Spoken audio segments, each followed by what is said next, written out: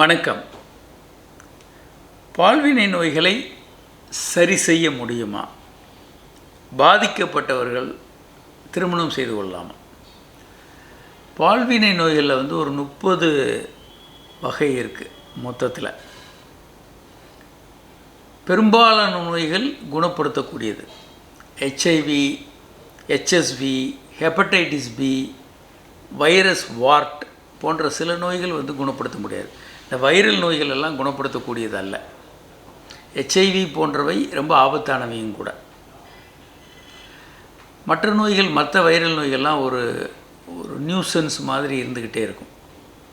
முற்றிலுமாக குணப்படுத்த முடியாது. அதனால் பால்வினை நோய்கள் வராமல் இருக்கிறது தான் ரொம்ப நல்லது. வந்ததுன்னா முறையான ட்ரீட்மெண்ட் எடுத்து அவர்கள் குணப்படுத்தி கொள்ள வேண்டும். அது ரொம்ப ரொம்ப அவசியம். பெரும்பாலான பாக்டீரியல் நோய்கள் குணப்படுத்தலாம்.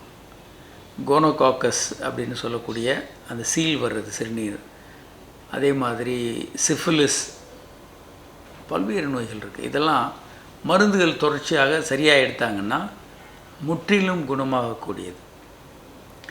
பெரும்பாலான நோய்கள் முற்றிலும் குணமாகக்கூடியது. ஒரு 5-6 வைரல் நோய்கள் மட்டும் குணமாகாது.